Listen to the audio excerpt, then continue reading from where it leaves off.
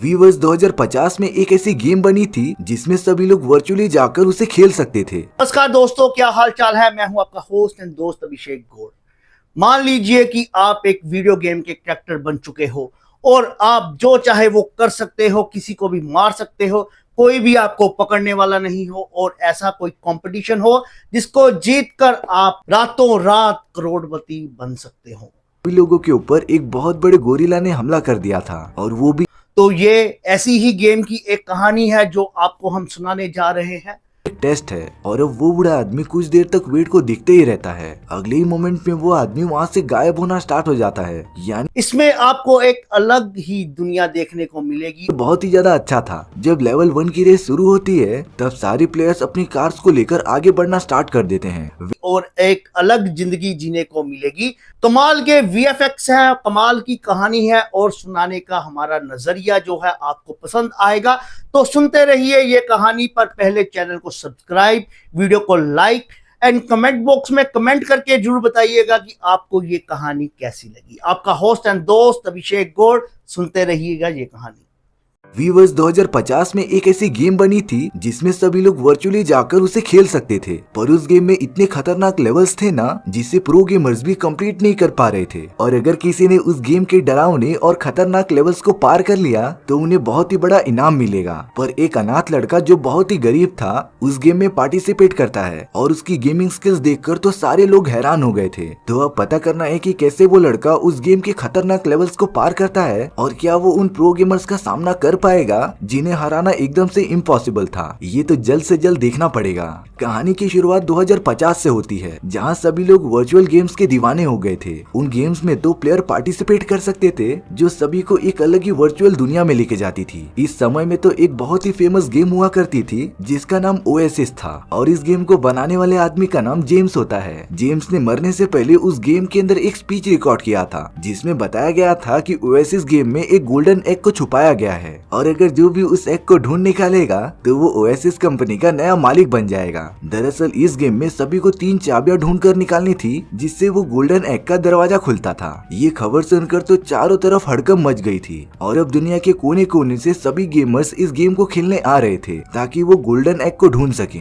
इन सभी में आईओआई नाम की एक कंपनी का सीईओ भी पार्टिसिपेट करता है अपने प्रो गेमर्स की टीम के साथ, क्योंकि अगर वो इस गेम का मालिक बन गया तो उसका बिजनेस में बहुत ही ज्यादा फायदा होगा। पर उन तीनों चाबियों को पाने के लिए सभी प्लेयर्स को कंप्लीट करना होता था अलग अलग गेम्स के लेवल्स जिसमें जान जाने का बहुत ज्यादा खतरा भी रहता था। और अब हमें वेड नाम का एक अनाथ लड़का दिखाया जाता है जो कि बहुत ही ज्यादा गरीब था। वेड तो अपनी इकलौती आंट के साथ ही रहा करता था पर वेड को भी ओएसिस गेम खेलना काफी ज्यादा पसंद था। इसीलिए वेड ने टूटी फूटी गाड़ी में अपना प्ले स्टेशन बना लिया था जिसकी मदद से वो ओएसिस गेम में प्लेयर के रूप में ज्वाइन हो सकता था। और उस डिवाइस के साथ जुड़ने के बाद वेड जैसे जैसे मूव करेगा वैसे ही वर्चुअल दुनिया में उसका कैरेक्टर रिस्पॉन्स करेगा। और अब वेड को भी साफ साफ पता था कि उसे कैसे भी करके गोल्डन एग ढूंढना है। तो अब सारे प्लेयर्स लेवल 1 को कंप्लीट करने के लिए रेस लगाने लगते हैं। वेड ने भी अपनी कार की मदद से उस रेस में पार्टिसिपेट कर लिया था और वो तो इस गेम में बहुत ही ज्यादा अच्छा था। जब लेवल 1 की रेस शुरू होती है तब सारे प्लेयर्स अपनी कार्स को लेकर आगे बढ़ना स्टार्ट कर देते हैं। वेड तो अपनी ड्राइविंग स्किल्स का यूज करके बहुत सारे प्लेयर्स को पीछे छोड़ देता है। पर जैसे ही वेड थोड़ी देर और आगे जाता है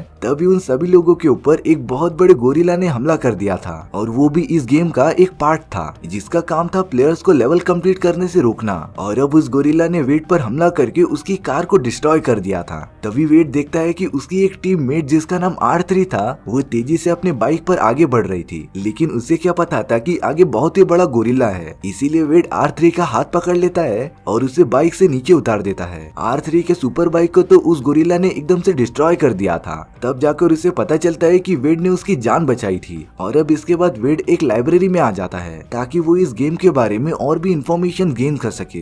वेड तो उस लाइब्रेरी में जेम्स के बारे में बहुत सारी चीजें पता करता है। उसने जेम्स की एक बात पर गौर किया था कि वो सब हमेशा रेस को आगे की तरफ ही क्यों कंटिन्यू करते हैं। और ये बात सुनकर तो वेड को एक जबरदस्त आइडिया आ गया था। इसीलिए वेड तुरंत उस रेसिंग कंपटीशन में पार्टिसिपेट करने चला जाता है। रेस स्टार्ट होने पर जब सारे प्लेयर्स आगे चले गए थे तब वेड उसी जगह पर रुक गया था और अब तो वो तेजी से अपनी कार को पीछे की तरफ लेके जा रहा था, पर तभी वहाँ पर एक खुफिया रास्ता खुल जाता है जिसका यूज करके वेड जमीन के अंदर चले गया था और वो नीचे से सारे प्लेयर्स को देख पा रहा था। दरअसल ये इस लेवल का शॉर्टकट था जिसे कि वेड ने चालाकी से ढूंढ निकाला था और अब वो तेजी से फिनिश लाइन की तरफ बढ़ता रहता है। वेड ने तो उस बड़े से गोरिल्ला को भी बीट कर दिया था और अब वो पहला ऐसा प्लेयर बन गया था जिसने की गेम का पहला लेवल कंप्लीट किया हो। वेड जब गार्डन के अंदर जाता है तब उससे वहाँ पर एक बूढ़ा आदमी मिलता है जिसने वेड को अपने जादू का यूज करके पहली चाबी दे दी थी, यानी कि अब वेड के पास 3 चाबियों में से एक चाबी आ गई थी। अब वेड अपने टीम मेंबर्स को उसी तरीके से वहाँ पर बुला लेता है। ये खबर तो चारों तरफ फैल गई थी कि वेड और उसकी टीम ने मिलकर गेम का पहला लेवल कंप्लीट कर लिया था।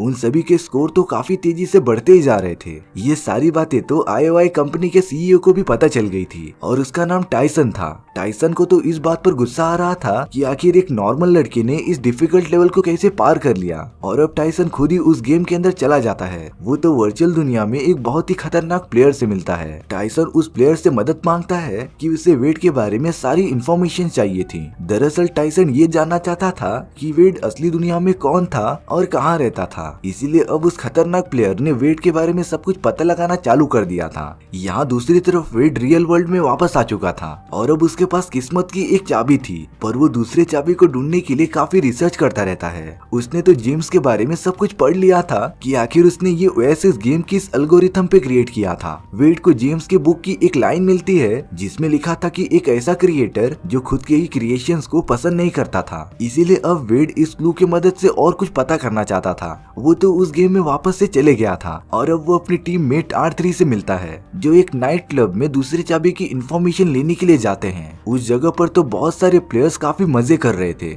R3 को इस बात का जरा सा भी अंदाजा नहीं था कि वेड उसे मन ही मन पसंद करता था और अब वो दोनों तो एक साथ डांस भी करने लगते हैं। उसी बीच वेड R3 को अपने बारे में सब कुछ बताता रहता है कि वो अपने रियल लाइफ में कहाँ और कैसे रहता था, पर वेड की ये सारी बातें वहाँ के कुछ जासूस सुन लेते हैं और उन लोगों ने तो सीधा जाकर उसी प्लेयर को सब कुछ बता दिया था जिसे टाइसन ने वेड के बारे में सब कुछ पता करने का काम दिया था। उस खतरनाक प्लेयर ने भी टाइसन को ये सारी बातें बता दी थी। तभी अगले ही मोमेंट में वहाँ पर IOI कंपनी के सोल्जर्स आ जाते हैं। उन्होंने तो वेड और R3 पर हमला करना स्टार्ट भी कर दिया था, पर वो दोनों अपनी फाइटिंग स्किल्स का यूज करके उन सभी के वार से बचते रहते हैं। देखते ही देखते वहाँ पे चारों तरफ तबाही का ही माहौल हो गया था, पर अब वेड ने ऐसा मैजिकल क्यूब निकाला था जिससे कि कुछ टाइम के लिए पूरा समय एकदम से रुक गया था और इसी मौके का फायदा उठाकर वेड और R3 वहाँ से बाहर निकल जाते हैं और अब वो दोनों तो एक सेफ जगह पर आ गए थे। अब R3 वेड को बताती है कि वो यहाँ पर कोई भी गेम जीतने नहीं आई है, बस वो टाइसन से अपना बदला लेना चाहती थी और अब वो तो सिर्फ टाइसन को वो तीनों चाबियां लेने से रोकना चाहती थी क्योंकि टाइसन ने बहुत पहले उसके माँ बाप को खत्म कर दिया था और तब जाकर वेड को सारी बातें समझ में आ जाती हैं। वो तो कुछ देर के लिए अपनी असली दुनिया में आकर ये सोचने लगता है कि उसे अब टाइम पास बिल्कुल नहीं करना चाहिए क्योंकि अगर बाकी चाबियां टाइसन के हाथ लग गई तब वो इन सारी चीजों का मिसयूज भी कर सकता है। इसीलिए अब वेड ने एकदम सीरियस होकर गेम खेलना स्टार्ट कर दिया था, लेकिन जब वो अपने गेम के अंदर इंटर होने जा रहा था तभी उसे टाइसन का मैसेज आता है कि वो वेड से जल्द मिलना चाहता है। जब वेड टाइसन के सामने आ गया था तब टाइसन उसे एक ऑफर देता है जिसमें कि वो वेड से कह रहा था कि उसे हमारी टीम में आकर ज्वाइन हो जाना चाहिए और ऐसा करने से टाइसन वेड को काफी सारे पैसे भी देगा।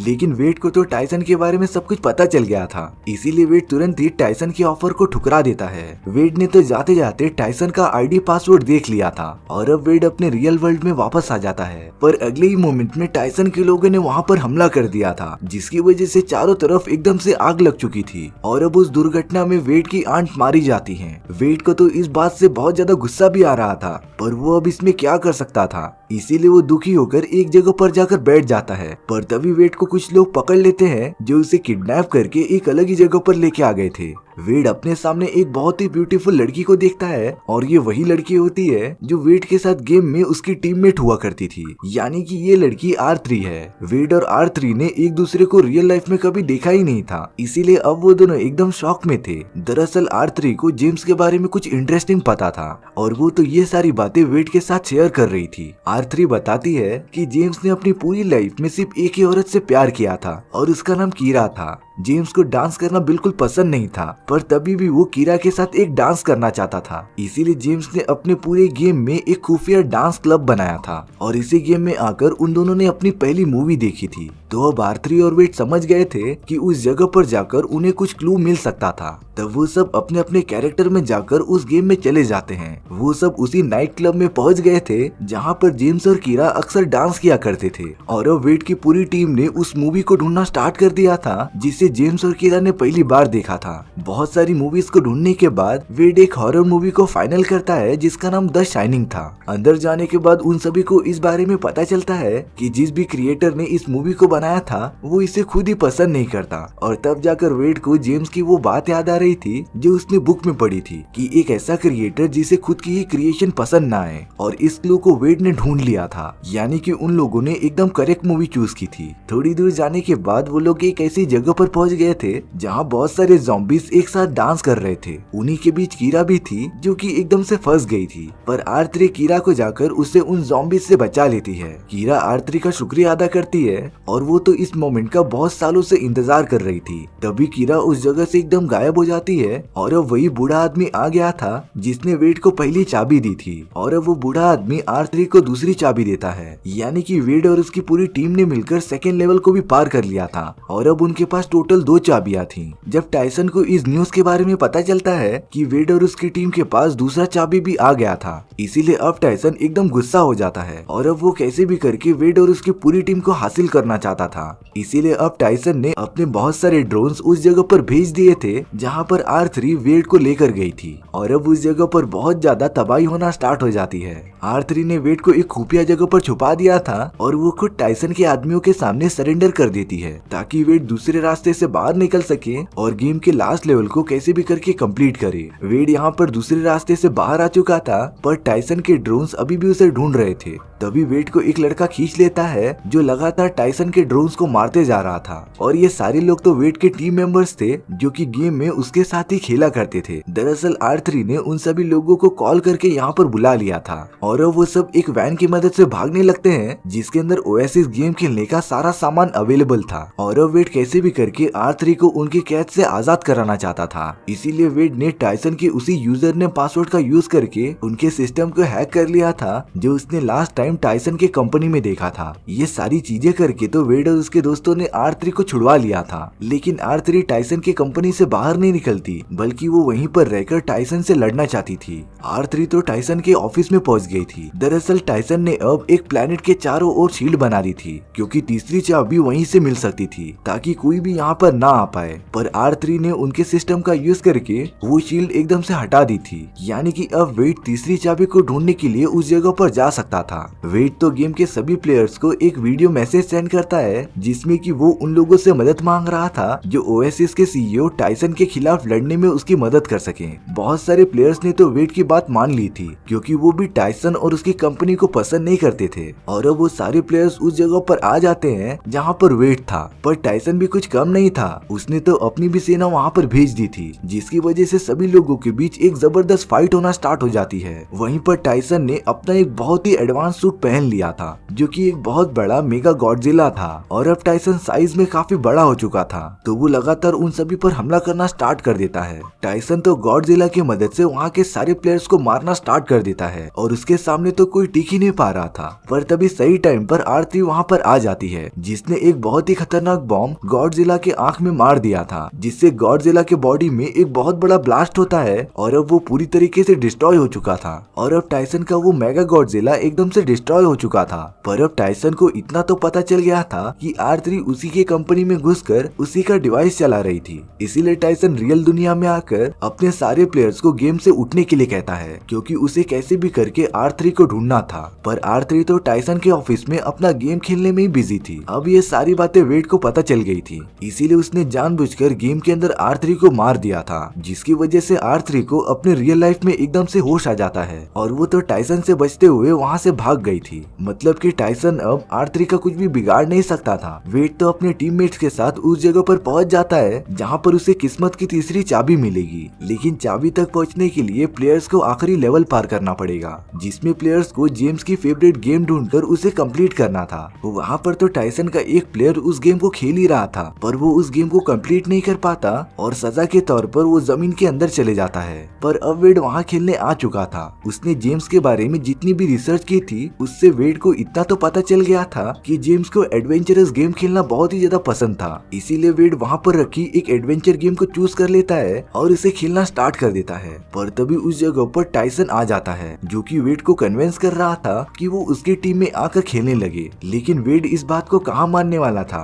इसीलिए अब टाइसन ने उस जगह पर एक बहुत ही पावरफुल बॉम्ब ब्लास्ट कर दिया था और अब उस खतरनाक बॉम्ब की वजह से उस गेम में मौजूद सारे प्लेयर्स धीरे धीरे मरते चले जाते हैं। दरअसल टाइसन ने ये सब इसीलिए किया था ताकि कोई भी उस तीसरे चाबी की तरफ पहुंच न सके और अब गेम के सारे प्लेयर्स खत्म हो चुके थे। टाइसन ने तो अपने सारे प्लेयर्स को भी खत्म कर दिया था और अब गेम के सभी प्लेयर्स का स्कोर एकदम 0-0 था। पर तभी वेड का स्कोर अचानक बढ़ना स्टार्ट हो जाता है। यानी कि वेड अभी तक उस गेम में मरा नहीं था क्योंकि वेड के पास एक्स्ट्रा लाइफ का एक कॉइन था जिसे कि वेड को गेम में ही किसी ने दिया था और अब उसने वो कॉइन का यूज करके एक्स्ट्रा लाइफ हासिल कर ली थी। यानी कि अब वेड गेम में पूरी तरीके से अकेला था। तो अब वो जेम्स की फेवरेट गेम को खेलना स्टार्ट कर देता है जिसमें कि वेड को एक छोटे से डॉट को कहीं पर फिट करना था जो उसके प्रॉपर शेप का था। तो इसीलिए वेड उस गेम को लगातार खेलना स्टार्ट कर देता है। वहाँ असली दुनिया में सारे प्लेयर्स वेड को देखते जा रहे थे। बहुत ज्यादा टाइम इन्वेस्ट करने के बाद वेड ने वो डॉट ढूंढ लिया था जिससे कि वो लेवल भी एकदम कंप्लीट हो जाता है। पर अब वहाँ की बर्फ धीरे धीरे टूटने लगी थी और वेड के सामने वही बूढ़ा आदमी आ जाता है जिसने सबसे पहले उसे चाबी दी थी। और अब फाइनल लेवल कंप्लीट होने के बाद वो बूढ़ा आदमी वेड को तीसरी और आखिरी चाबी देता है। यानी कि अब वेड के पास तीनों चाबियां थी जिससे कि वो गोल्डन एग को ढूंढ सकता था।